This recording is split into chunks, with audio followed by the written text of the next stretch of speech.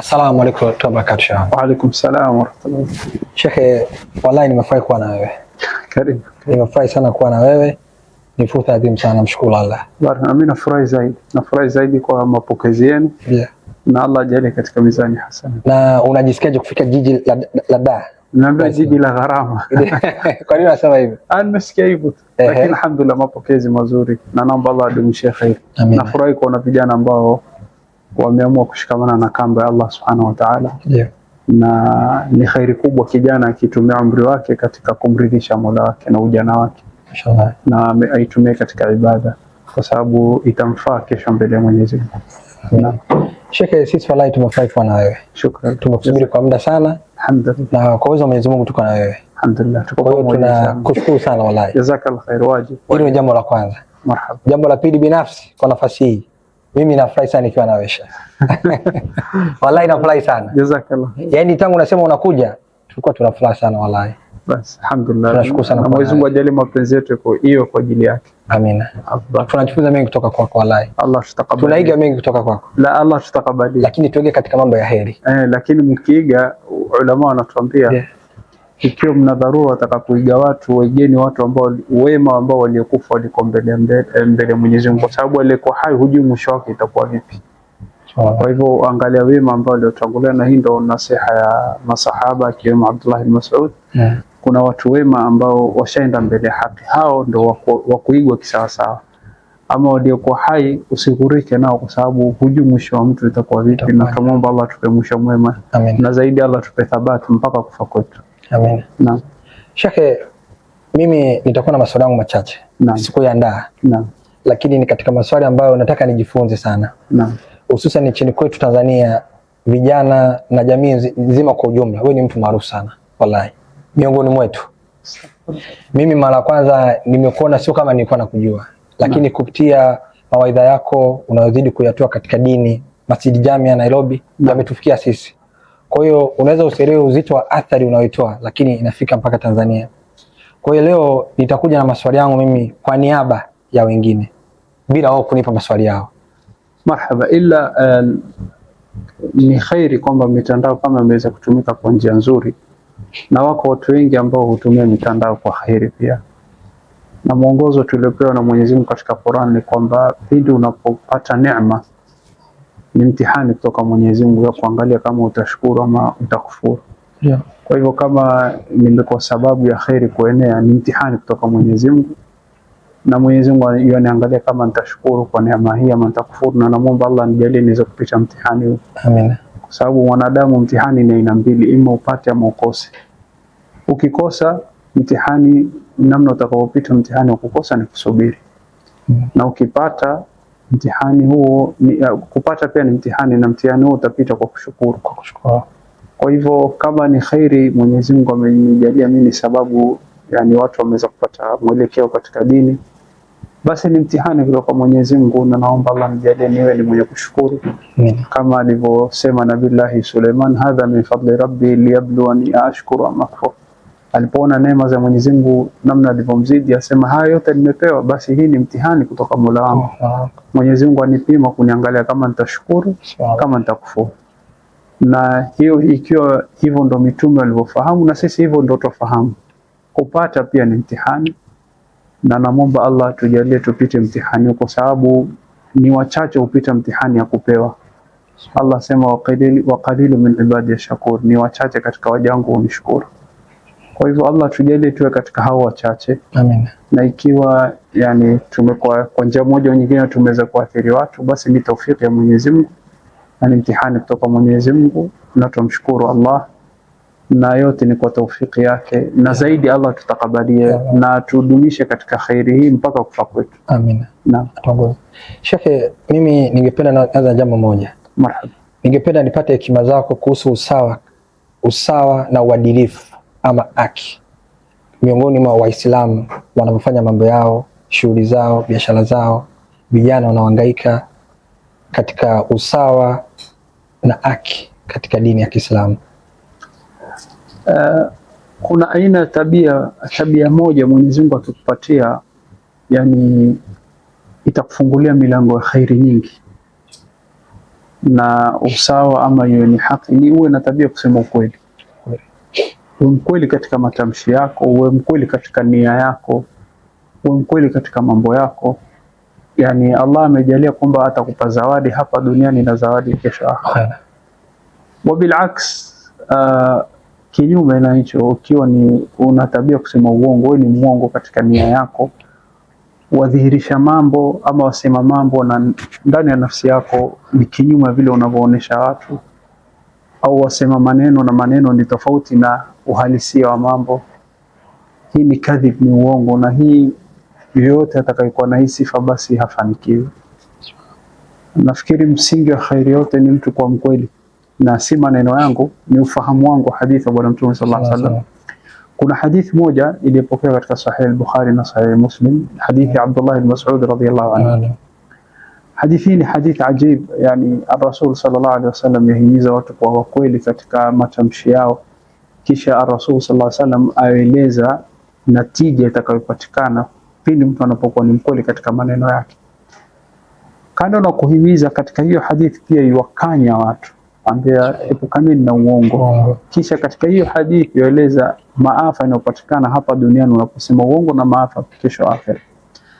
Hadithi ya Abdullah ibn Mas'ud iliyokuja katika Sahih al-Bukhari, Sahih Muslim, asema Rasul sallallahu alaihi wasallam, alaykum bis-sidq, alaykum bis-sidq, kuweni wa kweli, kuweni wa kweli.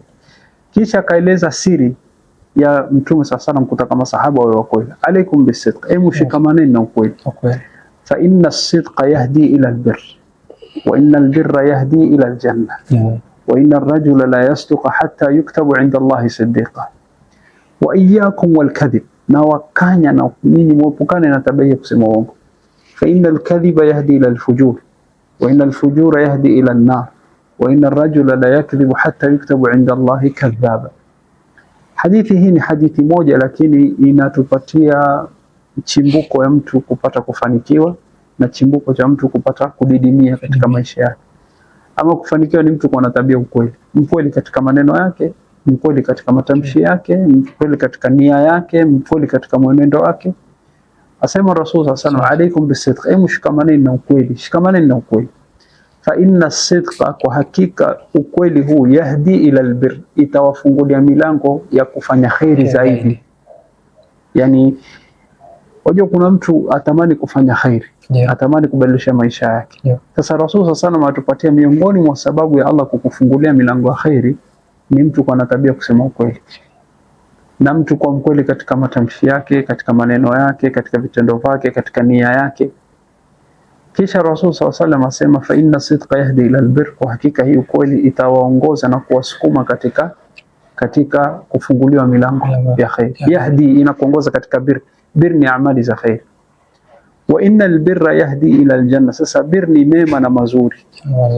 Sasa wa inna albirra, na hii mema na mazuri Allah kisha kufungulia tena stage ya tatu inaingia yahdi ila aljanna, inakuongoza katika kuingia pepo. Kwa hivyo it starts with sidq, ukweli, inaanza na ukweli. Yahdi inakuongoza katika bir, mema, na bir hii mema yahdi ila aljanna, ya kuongoza katika pepo ya Mwenyezi Mungu.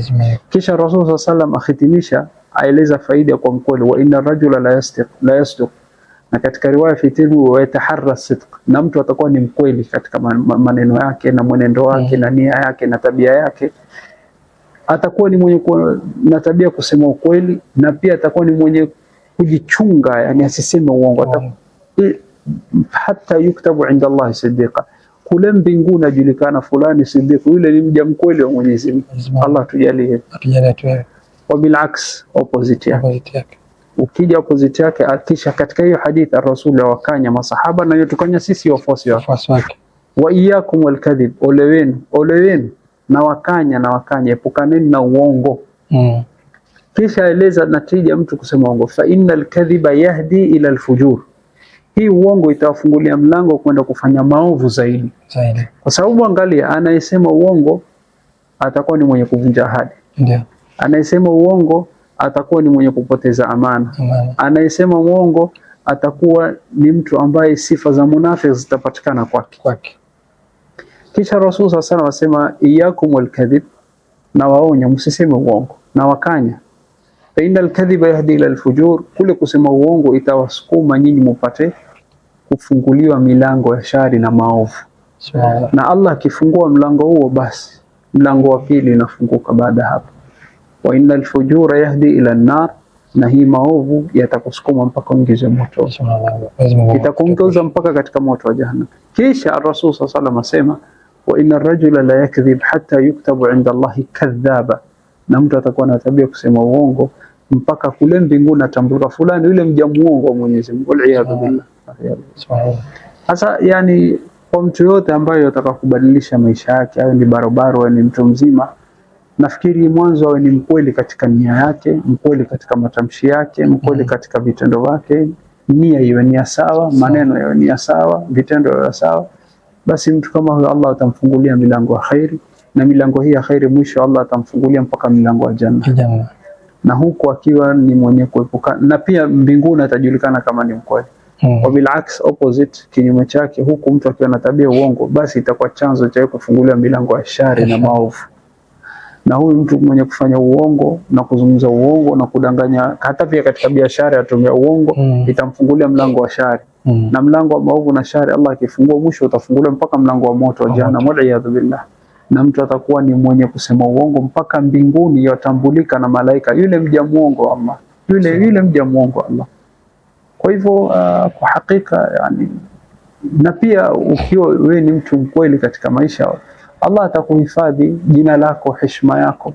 Lakini ukiwa muongo, hata mbele ya watu hauna thamani kabisa, hauna thamani mbele ya watu. Kwa hivyo mimi nafikiri nasiha kwa vijana na kwa nafsi yangu na kwako pia, tuwe wakweli katika mambo yetu. Kuna hata pia katika kutafuta mke, mtu awe mkweli. Rasul sallallahu alayhi wasallam atueleza kwamba unapomwendea mwanamke ukawa ni mwenye kutaka kumwoa, ukaanza kumzungumzisha, ukamwambia nitakufanyia hivi, nitakufanyia hivi, ama yule mwanamke akakwambia basi mimi sikubali unioe mpaka unifanyie hivyo, hata sawa nitakufanyia. Rasul sallallahu alayhi wasallam asema katika haki zaidi ya ahadi iliyotimiza, haqqu ma yustawfa, kama kuna ahadi ambao watakana utimize zaidi, mastahlaltum bil furuj, ni ile ahadi uliyompa mwanamke kabla hujagusa tupu yake, kabla tupu yake haijakuwa halali kwa muahidi, nitakupeleka haji inshallah nikikuoa. Hiyo andika mahali, hiyo ni ahadi ambayo watakana utimize kabla ahadi yote nyingine. Kama kuna ahadi watakana utimize mbele ya Allah, ni ahadi uliyompatia mwanamke kabla hajakuwa halali yako. Sasa angalia, ikiwa umekuwa ni mkweli, Allah atakuwezesha. Sasa ikiwa wewe umesema acha nimdanganye nimtie ndani, kisha baada hapo atajua, atakuwa nishamuoa, nishapata watoto, atayasahau. Sasa hapo al-iyadhu billah utakuwa umevunja ahadi na umesema uongo. Si katika ndoa peke yake, bali hata katika biashara. Mtu kwa mkweli. Rasul sallallahu alayhi wasallam asema al-bay'ani bil khiyari ma lam yatafarraqa, fa in sadaqa wa bayyana burika lahuma fi bai'ihima wa in kadhaba wa katama muhiqat albarakatu bai'ihim. Rasul sallallahu alayhi wasallam wawili wanapofanya biashara wana khiyari, yani wana khiyari ya kuendelea na hiyo biashara au kuvunja kabla mtu hawajaachana. Sasa mimi naye tumeingia dili, nimekuuzia simu yangu ngapi, hii dola 1000, tushakubaliana, shook hand. Kabla hujainuka naambia nishaachana na hiyo. Sasa hiyo khiari ya mimi kurudi nyuma niko hapo. Lakini Rasul sallallahu mkishaachana basi hakuna, wewe waweza kwa ihsani waweza kusema sawa, nitakurudishia simu yako, nirudishie 1000 yangu dola, au waweza kusema mimi sikubali. Sasa maadamu simu, kwani ina aibu? Haina aibu. Sasa kwa nini? Kwani pesa niliyokupa ni fake? Basi Rasul sallallahu ile khiari ya kurudi nyuma hauna, maadamu umeachana. Lakini maadamu katika ile kikao tuko pamoja, naweza kwambia mimi nimebadilisha rai yangu, acha. But the moment you sign and everything and you go separate ways, mkaenda kila mtu kivyake, basi hapo hakuna kuvunja, wala hauna haki ya kuvunja, maadamu hakuna aibu iliyopatikana wala hakuna information iliyofichwa. Sasa Rasul sallallahu alaihi wasallam bay'an hao ile wenye kufanya biashara fil khiyari, wana khiyari ma lam yatafarraqa, maadamu kila mmoja hajaenda nje yake. Fa in sadaqa wa bayyana, wakiwa kweli wakabainisha. Unajua kuna kuwa mkweli na kuna kuwa transparent. Kwa mkweli ni kwamba nakueleza mambo vile yalivyo. Na kwa mkweli ni kwamba sikudanganyi. Na kubainisha ni kwamba hufichi aibu iliyokuwa. So you are not withholding important information. Huzui information ambayo ni muhimu. Kuna transparency. Kama kuna aibu nakwambia na hii pia ina aibu kadha kadha. Hasa mtu ikiwa atakuwa mkweli na bainisha mambo vile ilivyo, Rasul sana asema Mwenyezi Mungu ataweka mkono wake. Fa in sadaqa wa bayna burika lahum fi bai'i, Mwenyezi Mungu atatia baraka katika biashara hiyo. Wa in kadhaba wa katama, wakitumia uongo ama hakusema uongo lakini akaficha aibu iliyokuwa katika bidhaa, hakumuelezea kwa uwazi, basi ya Rasul sallallahu alayhi wasallam muhiqatil barakatu bi'i, Mwenyezi Mungu ataondoa mkono wake pale, baraka haipatikani. Hata upate faida namna gani na umetumia uongo, hata utumie ujanja namna gani, umeficha aibu. Mtu angai gari mileage yake kadha na nini na umeenda ukaipunguza mahali, basi maadamu umesema uongo, ile pesa uliyopata Allah hakubariki. Mwanzo mali ambayo Allah ametoa mkono wake, leo atarajia itakufikisha wapi? Haiwezi kushika wote. Popote kufikisha. Sasa hii kusema ukweli ni katika matamshi, katika ndoa, katika biashara, katika kila kitu. Sasa na mtu akiwa na tabia kusema ukweli, Mwenyezi Mungu atamfikisha mbali. Lakini mtu akiwa na tabia kusema uongo, ataona tu mambo faida ni kubwa na nini, lakini hafiki mbali. Wangapi ambao waliopata kwa njia sio kwa sawa wakajiona wamefika, lakini wanaachwa. Wasipojirekebisha basi kila kitu Mwenyezi Mungu hapokoni. Sasa wangapi ambao waliokosa khairi kwa sababu ya uongo, na wangapi ambao Allah aliwafungulia, wengine wakaona wajinga, wewe kwa nini ungesema hivi, basi faida ingekuwa kubwa. Angalia sasa, wakaamua kumridhisha Mwenyezi Mungu, angalia hao mwisho wao watafika wapi. Kwa hivyo nafikiri kusema ukweli ndo labda wasia ambayo ningekupa wewe, na ningejipatia mimi mwenyewe nafsi yangu na kwa vijana wa Tanzania. Tuwe wa kweli na tuepukane na uongo, tuwe wa kweli katika maneno tunayonena, tuwe wa kweli katika nia zetu. Usimuoneshe mtu kitu na nia yako ni tofauti. Wewe kwa mkweli, usimuoneshe mtu kwamba unamchukia, usimuoneshe mtu kwamba unampenda ile hali humpendi. Yani kuwa mkweli, yani kuwa wazi, mambo yako wazi, uwe sawa. Na ukweli ukipatikana, uadilifu utapatikana, itatufungulia milango ya khair, usawa, mambo yatakuwa sawa. Na hata pia katika siasa za nchi, katika mambo ambayo yanafanya mambo yaharibike katika nchi, ni kwa sababu ya uongo na propaganda, sio? Kwa sababu propaganda na uongo unapoenea, basi hata nchi itachomeka. Nchi itachomeka. Sasa hii haiathiri hata mtu mwenyewe, yaathiri jamii pia kwa jumla. Uongo unapoenezwa dhidi ya mtu, dhidi ya serikali, inakuwa ni chanzo cha watu kuleta mgogoro. Sasa itafungua milango ya shari nyingi katika dini yako, itakuathiri katika dunia yako, itakuathiri katika akhera yako, itakuathiri. Kwa mkweli italeta athari nzuri katika dini yako, katika dunia yako, katika akhera yako. Na hawa ambao maadui wa Waislamu wanapokuwa ni wenye kutaka kuvamia nchi za Waislamu, kama walivyokuwa kivamia Iraq, Marekani, walitumia uongo, propaganda, wakasema sijui kuna silaha za kuua watu na nini na nini. Kwa sababu ya uongo ndo wakaitumia kutaka kuvamia Iraq, na leo Iraq pale ilipo, na leo wanakuwa ni wenye kuwadhulumu na kupiga mabomu Iran, yote kupitia dhulma na mambo wanayofanya. Kwa hivyo uongo ndo chanzo cha watu, hata watu waovu ndo silaha yao. Lakini waumini silaha yao ni kusema ukweli. Kusema ukweli. Shehe, umeongea hoja nzuri sana. Kwa mfano, nilikuwa naangalia zaidi ya 60% ya population ya Afrika au dunia nzima ni vijana chini ya miaka 35 wengi.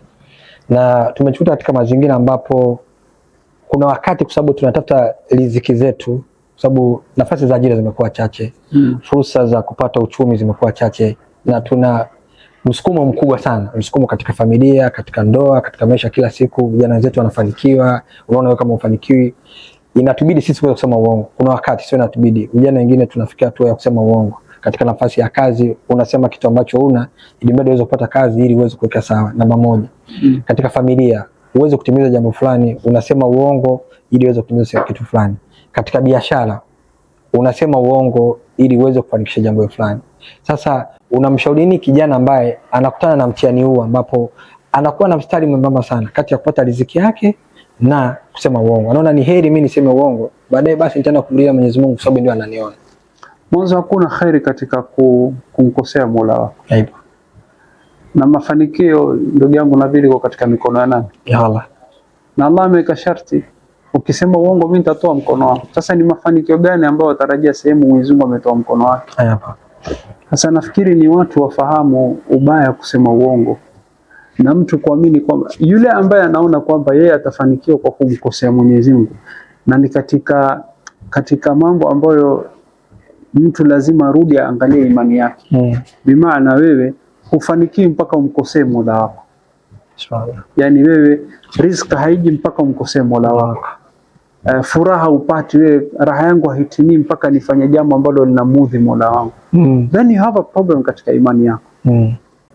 Ama yule ambaye amjua Mola wake na kweli yataka kumridhisha Mola wake, atajua kwamba mimi niko tayari na najua mwenye kunipangia Mola wangu ndo la sawa. Mfano mdogo, hakuna kijana aliyepatikana mtihani kama Nabii Yusuf alayhi salam. Akawa ni mwenye kupewa mtihani amuudhi Mola wake ama apite mtihani. Qala rabbi sijnu ahabbu ilayya mimma yad'unani ilayhi. Mola wangu, mlezi wangu, mimi kutiwa kwa jela ni bora kwangu na nafurahia na napenda zaidi kuliko mimi kukuudhi wewe. Sasa angalia mja anapompenda Mola wake na anapomwamini Mola wake, ajue kwamba yote haya iko katika mkono wa Mwenyezi Mungu. Na watu wasikudanganye, hawa watu ambao ni wafanyikazi wenzako, familia yako, wewe tafuta radhi za Mwenyezi Mungu. Mimi aliyetumba ni yeye. Hiyo familia ambayo utataka kuaridhisha, nani aliyetujalia hiyo familia? Ni Mwenyezi Mungu. Sasa iweje? Mimi kitu nitaambia mtu kama huyo ni kwamba akumbuke mafanikio yako katika mkono wa Mwenyezi Mungu, na Mwenyezi Mungu ameweka nidhamu na ameweka mwelekeo, na ukifuata mwelekeo hata kama itachelewa itakuja. Kwa sababu hakuna ambaye anaitimiza zaidi ya Mwenyezi Mungu. Hayupo.